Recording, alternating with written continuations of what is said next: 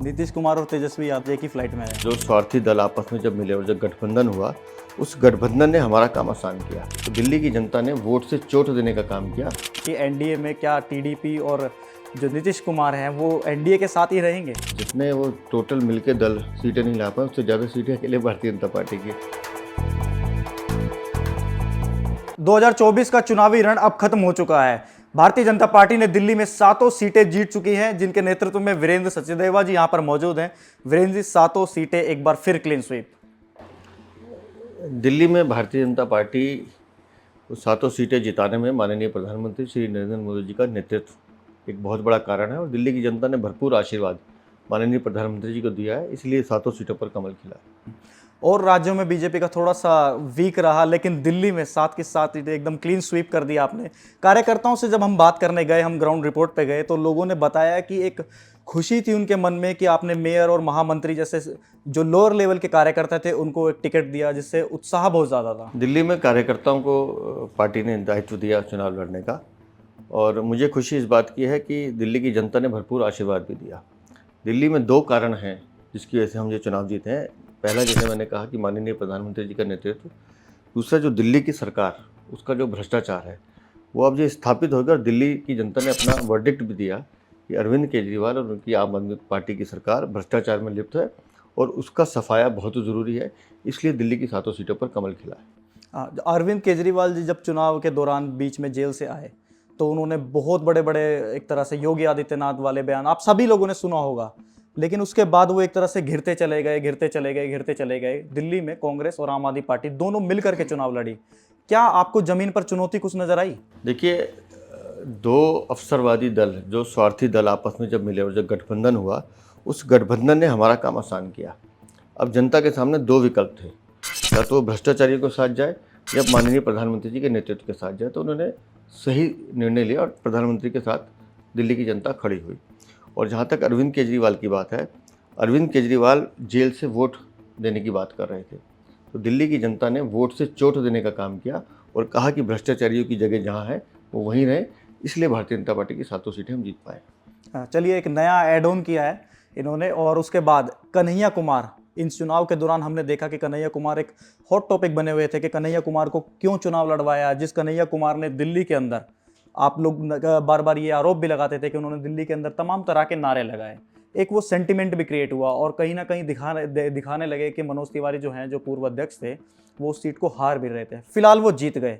क्या कन्हैया कुमार के ऊपर बीजेपी की कोई पहली प्रतिक्रिया उनकी हार पर, मनोज तिवारी की जीत पर? देखिए, मनोज तिवारी ने जीतना ही था। अब आप आम आदमी पार्टी और कांग्रेस के गठबंधन को देख लीजिए कि इनके पास लड़वाने के लिए कैंडिडेट भी नहीं थे, जो इन्हें बाहर से लाने पड़े। और कन्हैया कुमार जो देश के टुकड़े टुकड़े करने की बात करता है, देश के अलगाववादी तत्वों के साथ खड़ा होता है। दिल्ली की जो जनता है बड़ी जागरूक है। पूरे देश की जनता दिल्ली में निवास करती है और उनको मालूम था कि इस तरह के लोगों का राजनीति में रहना ठीक नहीं है। तो वो चाहे कन्हैया कुमार हो या उदित राज हो, दोनों को सबक सिखाया। कन्हैया कुमार भी काफ़ी बड़े मतों से हारे और उदित राज 3 लाख वोटों से हारे। तो दिल्ली की जनता स्पष्ट रूप से संकेत देती है, वो दिल्ली की जनता ने दिया है। आम आदमी पार्टी और कांग्रेस का गठबंधन हुआ। आम आदमी पार्टी ने तो ये तक कहा था कि मैं अपने बच्चों की कसम खाता हूँ, केजरीवाल ने, कि मैं बच्चों की कसम खाता हूँ और मैं कांग्रेस के साथ कभी गठबंधन नहीं करूंगा। बावजूद इसके आए, एक डायरी भी लेके घुमा करते थे कि शीला दीक्षित को जेल में भेजेंगे, शरद पवार को जेल में भेजेंगे। उसके बावजूद वो गठबंधन हुआ। अब आप देखिए कि वो गठबंधन इतना आगे बढ़ा कि पंजाब में नहीं हो पाया, फिर महाराष्ट्र तक भी पहुंचे, गुजरात में भी 1 सीटों पर चुनाव लड़े। तो क्या अब आम आदमी पार्टी की भूमिका आने वाले विधानसभा में, क्या आपको कोई चुनौती लगती है? विधानसभा चुनावों में अब भारतीय जनता पार्टी अपना वर्चस्व स्थापित करेगी और इन भ्रष्टाचारियों को दिल्ली से बाहर करेगी। अभी आपने पंजाब की बात की।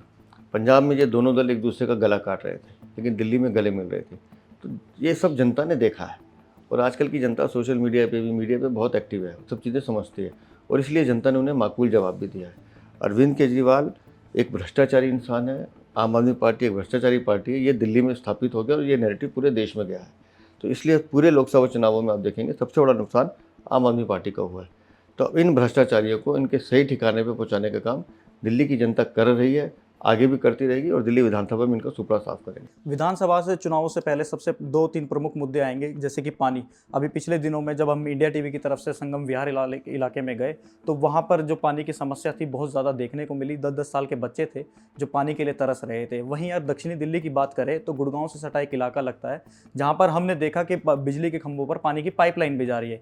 ये राष्ट्रीय राजधानी दिल्ली की बात है। बता रहा हूँ ना, दिल्ली को लूटने का काम वो पहले कांग्रेस के शासन में हुआ और बाद में आम आदमी पार्टी ने इसमें जमकर भ्रष्टाचार किया। तो अब दिल्ली वालों को भी सोचना होगा कि उनके पास विकल्प क्या है। विकल्प भारतीय जनता पार्टी है। भारतीय जनता पार्टी दिल्ली की सरकार में नहीं आई है पिछले 25-26 सालों से। तो अब अगर केंद्र में माननीय नरेंद्र मोदी जी की सरकार है और दिल्ली में भारतीय जनता पार्टी की सरकार बनती है तो ये डबल इंजन का जो शासन है ये दिल्ली को एक बेहतर दिल्ली बनाने में मददगार होगा। हमको ये पता है कि दिल्ली पानी के लिए तरस रही है। अच्छा पानी उपलब्ध होने के बावजूद दिल्ली के लोगों को पानी नहीं मिल रहा, तो ये एक भ्रष्टाचार की विफलता है जो उनके प्रशासन की। दिल्ली में पार्किंग की बहुत बड़ी समस्या है, दिल्ली में ट्रैफिक की समस्या है, दिल्ली में पोल्यूशन की समस्या है, दिल्ली में हर गरीब को पक्का मकान मिले उसकी समस्या है। तो ऐसी एक लंबी फहरिस्त है जिस पे हम लोग काम कर रहे हैं और इस उम्मीद के साथ कि विधानसभा चुनाव में जिस दिन भारतीय जनता पार्टी आएगी, जो सुविधाएं दिल्ली को चाहिए या जो सुविधाएं दिल्ली को मिल रही हैं उससे बेहतर सुविधा देके एक बेहतर दिल्ली बनाई जाए, ये हमारा संकल्प होगा। कि एनडीए में क्या टीडीपी और जो नीतीश कुमार हैं वो एनडीए के साथ ही रहेंगे? देखिए, एनडीए बहुत बड़ा परिवार है और जो अफवाहें फैला रहे हैं वो अपनी चिंता करें।